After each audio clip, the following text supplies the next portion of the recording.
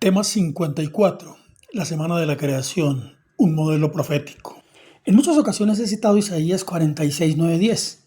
Acuérdense de las cosas pasadas desde los tiempos antiguos, porque yo soy Dios, y no hay otro Dios, y nada hay semejante a mí, que anuncio lo por venir desde el principio y desde la antigüedad lo que aún no era hecho. Así que lo más sabio es ir al comienzo del manual de Dios y conocer lo anunciado por Dios desde el principio. El manual de Dios comienza diciendo que en el principio creó Dios los cielos y la tierra. Podríamos preguntarnos cuándo fue ese principio y podríamos también especular al respecto diciendo que podrían haber sido cientos de miles o incluso millones de años. Pero para efectos de lo que quiero transmitir, ese dato no pasa de ser una reflexión interesante o quizás importante y que por lo tanto lo comento solo de manera superficial. Como segundo aspecto se resalta en el primer versículo la manifestación del Creador, del soberano de todo el universo, y que aún trasciende al mismo.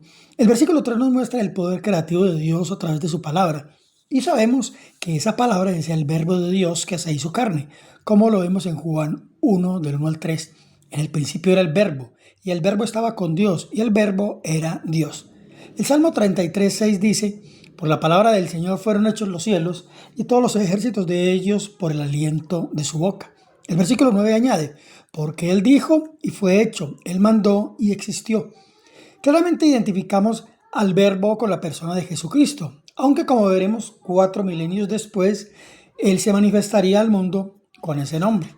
Filipenses 2, 6 al 7 dice: el cual siendo en forma de Dios, no estimó el ser igual a Dios como cosa a que aferrarse, sino que se despojó a sí mismo, tomando forma de siervo, hecho semejante a los seres humanos.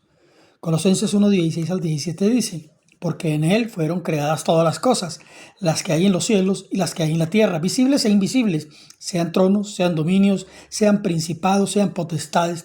Todo fue creado por medio de Él y para Él, y Él es antes de todas las cosas, y todas las cosas en Él subsisten.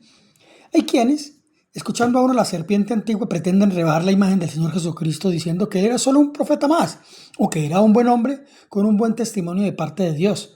Pero el manual de Dios nos muestra muy claramente que Jesucristo es la imagen visible del Dios invisible y que Él es el creador de todas las cosas. Y como lo testifican muchos pasajes, todas las cosas por Él subsisten. Jesucristo fue la palabra de Dios hablada. Él fue la palabra creativa de Dios. Solo Dios es el creador de esos cielos y esa tierra, y que no hay otro Dios. Detallamos que hay varios cielos. Recordemos que Pablo fue llevado al tercer cielo, como consta en 2 Corintios 12. Isaías 44, 24 dice: así dice el Señor tu Redentor, que te formó desde el vientre, yo el Señor, que lo hago todo, que extiendo solo los cielos, que extiendo la tierra por mí mismo. Véase también Isaías 42, 5. Es por ello que podemos confiar absolutamente en la soberanía de Dios sobre todo lo creado. Sí, Él está en control de todas las cosas, aunque a la humanidad no le parezca. Y cuando nosotros no teníamos aún el conocimiento, creíamos también que no era así. Tenemos que aprender a ver la realidad eterna de Dios y no la mentira temporal de este mundo caído. Y como lo he dicho muchas veces, el tiempo que le queda a este mundo, tal como lo conocemos, está llegando a su fin. Aunque haya muchos que no tienen el conocimiento, que aún no lo crean. Dice también Génesis 1:2 que el Espíritu de Dios se movía sobre la faz de las aguas. Desde el principio vemos la manifestación o mover del Dios triuno. El Espíritu Santo es el poder divino que ejecuta la voluntad de Dios. Un tercer aspecto a considerar muy importante es que en Génesis 1:12 nos dice que la tierra estaba desordenada y vacía. En el mismo sentido, Jeremías 4:23 dice: miré a la tierra y he aquí que estaba asolada y vacía, y a los cielos y no había en ellos luz. Ambos pasajes sugieren un estado de caos, y entonces también nos preguntamos: ¿por qué estaba desordenada y vacía? ¿Era parte del proceso creativo de Dios? ¿Hubo acaso un evento que provocara tal desorden? Ese versículo 2 de Génesis 1 continúa diciendo: y las tinieblas estaban sobre la faz del abismo. Vemos además las tinieblas como un cuarto aspecto a considerar. Sabemos que las tinieblas en sí mismas no existen. La oscuridad es la carencia de luz. Esta diferencia de las tinieblas se puede medir, se puede estudiar, se puede físicamente canalizar. Las tinieblas son opuestas a la luz, pero las tinieblas no pueden desactivar la luz. Por el contrario, cuando la luz aparece, las tinieblas desaparecen. Es por ello que las tinieblas son semejadas a Satanás, el príncipe de la oscuridad. Y en ese sentido, algunas personas estudiosas bíblicas creen que las tinieblas referidas en Génesis 1:2 tienen que ver con la caída de Satanás y su envío a la tierra. Tal aseveración no tiene una afirmación bíblica, pero tampoco la tiene para contradecirla. Podríamos decir que puede ser posible. Las tinieblas se pueden asemejar también a la mentira y al engaño. Y volvemos a lo mismo. Satanás es llamado el padre de mentira. De lo que estamos totalmente seguros es que cuando el Señor Jesucristo regrese de nuevo como Rey de Reyes y Señor de Señores, Él, que es la luz del mundo, toda tiniebla y toda oscuridad que el diablo ha traído a este mundo será echada afuera total y eternamente. Juan 1:5 dice, la luz en las tinieblas resplandece y las tinieblas no resplandecieron contra ella. Esa luz que es el Señor Jesucristo se manifestó al mundo en su primera venida. Juan 1:4 dice, en Él estaba la vida y la vida era la luz de los seres humanos. Los versículos 9 al 10 dice, esa luz verdadera que alumbra a todos los seres humanos venía a este mundo. En el mundo estaba y el mundo fue creado por Él, pero el mundo no le conoció. Isaías 45:18 dice, porque así dijo Dios, que creó los cielos, Él es Dios, el que formó la tierra, el que la hizo y la compuso, no la creó en vano, para que fuese habitada la creó. Yo soy Dios y no hay otro. Este pasaje, además de las cosas que ya superficialmente hemos descrito, nos muestra un propósito para el cual creó Dios la tierra. Dice que la creó para que fuese habitada. Y entonces también podríamos plantearnos preguntas importantes como, ¿para que fuese habitada por cuánto tiempo? ¿Y habitada en qué condición? Y esta pregunta me lleva por enésima vez a la reflexión que me hacía reiteradamente cuando era ateo, sobre si esta vida llena de violencia, injusticia, muerte, depravación, desastres naturales, era la verdadera y única vida para vivir. Y como lo he explicado desde ese video número 1, la vida determinada por Dios para que el ser humano disfrute es algo apoteósico y que por mucho que pretenda imaginar cómo será, no me acerco ni a lo más mínimo. Pero de lo que estoy totalmente seguro es que será apoteósica y por la eternidad. Y en una tierra nueva y cielos nuevos, sobre lo cual tampoco por mucho que quiera pensar podré imaginar lo extraordinariamente hermosa y perfecta que será. Pero será, como ya lo he expresado, el reflejo de la gloria de Dios, de la majestuosidad del Dios vivo y verdadero, del Dios todopoderoso que con su infinito poder y sabiduría creó todas las cosas.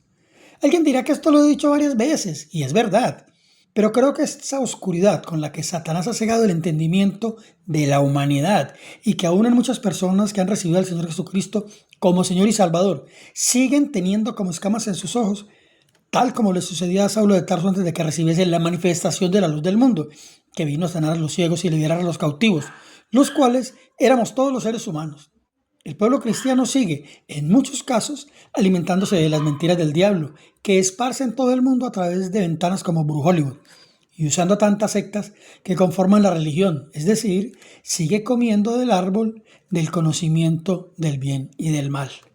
Por eso un grueso del pueblo cristiano sabe más de telenovelas, realities, concursos y campeonatos que del manual de Dios. Sí, sé que lo he dicho muchas veces, pero es que la realidad de lo que he visto en mis más de 30 años como cristiano continúa aún evidenciando la pobre condición de la falta de conocimiento del pueblo de Dios, y dicha carencia le hace vulnerable precisamente a la hora de oscuridad del diablo. Hoy, una gran parte de ese pueblo cristiano defiende lo que Dios aborrece. Sigue, como el diablo al tentar al Señor Jesucristo, usar la misma palabra de Dios manipulándola para sustentar lo insustentable y defender lo indefendible. Sí, lo está haciendo desde el huerto del Edén. Ensalzan a hombres solo porque levantan una Biblia en sus manos o citan alguno que otro versículo para parecer creyentes, pero sus obras son contrarias a la verdad de la misma, pues sus vidas están marcadas por la violencia, son perversos y pervertidos. A eso les cabe perfectamente el pasaje de 2 de Timoteo 3, del 1 al 5. También debes saber esto, que en los postreros días vendrán tiempos peligrosos, porque habrá hombres amadores de sí mismos, avaros, vanagloriosos, soberbios, blasfemos, desobedientes a los padres, ingratos, impíos, sin afecto natural, implacables, calumniadores, imperantes, crueles, aborrecedores de lo bueno, traidores, impetuosos, infatuados, amadores de los deleites más que de Dios, que tendrán apariencia de piedad, pero negarán la eficacia de ella. A estos evita. También les cabe lo dicho en 1 de Juan 4, del 5 al 7. Ellos son del mundo y el mundo les oye. Nosotros somos de Dios. El que conoce a Dios nos oye. El que no es de Dios no nos oye. En esto conocemos el espíritu de verdad y el espíritu de error. Y sí, mucho de ese pueblo cristiano, hay que decirlo, babilonizado, sigue entronando a los Nerón, a los Calígula de esa Roma renacida hoy, que son exaltados como si fuese alguien más del pueblo de Dios. Sí, como hemos visto en las noticias de estos días, hasta venerados levantando estatuas de ellos. Y lo hacen porque, al igual que los del mundo, escuchan también a los del mundo a la manera del mundo y no a la manera de Dios. Persisten en el error, producto de sus mentes oscurecidas, aunque sean personas cristianas sinceras u otras que solo tienen la etiqueta de cristianas. Y también lo hacen nombrando a Dios, así como los del mundo, que juran por Dios, pero ni le conocen, o se declaran ser ateos, pero cuando les conviene, entonces nombran a Dios. Es decir, tal como lo dice el manual de Dios en 2 Corintios 11, 14 al 15.